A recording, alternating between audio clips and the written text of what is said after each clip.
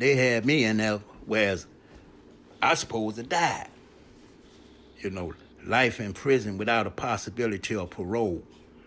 So the only way I supposed to came out was in a body bag.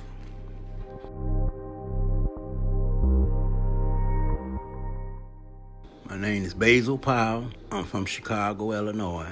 I received life for being a getaway driver that gave me natural life in the penitentiary. My name is Donald Kagan. I am from Brooklyn. I served 17 years for a homicide conviction in 1998. I was released in 2015, have been on parole since then. Most recently, I had a parole violation, so I served nearly 6 months on Rikers Island. Well, in a time of social distancing, packed prisons pose a risk for viral outbreaks. Mitigating efforts such as physical distancing are nearly impossible in jails. Think cruise ships, but without access to soap or sanitary products for the inmates.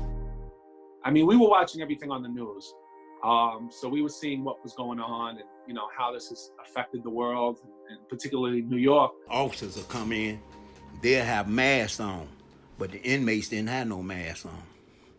And the governor of Illinois says that everyone should have masks.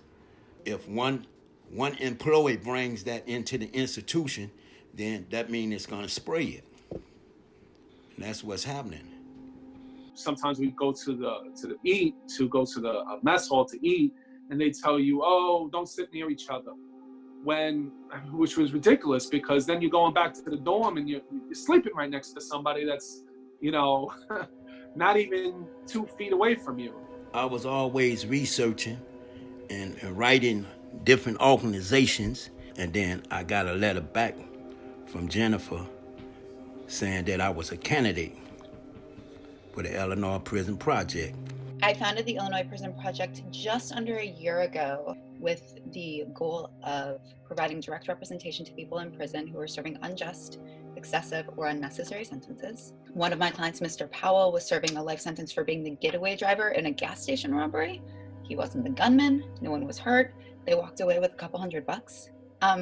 So these are really, really silly sentences, truly ridiculous. The Cook County State's Attorney's Office very much wanted to see Mr. Powell released once I brought his case to their attention.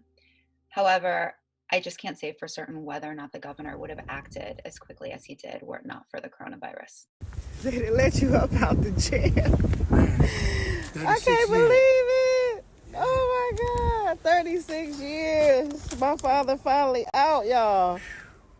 Prisoners, they are dying in there and catching this here. Society, I know they out here trying to take care of this, but you got to look at the people that is unable to do for themselves.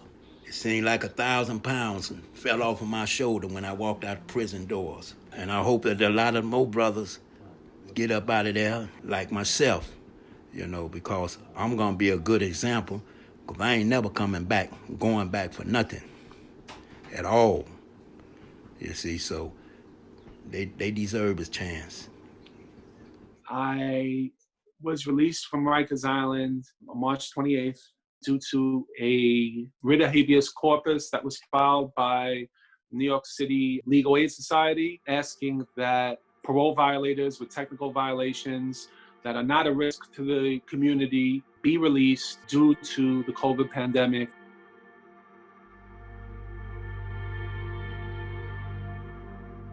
So I'm an essential worker, so I was released Saturday. That next Friday, I actually started back at work. I'm being lucky enough to just jump right back into work and have, and luckily my wife works as well. She's an essential worker, so I'm just happy that we both can provide right now for our children. But I mean, I'm happy to be back at work. I'm happy to be doing what I do. I hope that if anything positive comes out of this whole terrible, terrible, terrible time that the world is experiencing right now, as far as like corrections, is that a lot of people are safe to release back into society that should have otherwise probably been released a long time ago. But it took, unfortunately, a pandemic, for there to be some serious discussion about and action taken about to releasing these people. I think COVID has brought into sharp focus things that we as a society should have been thinking about and grappling directly with decades ago. Now the problems of an overcrowded, unjust criminal justice system are at the forefront, because now, because of the system that we've created, we are imperiling our own health, we're imperiling the health of the entire community. I truly hope that COVID forces a significant shift in the way that we think about back-end criminal justice reform.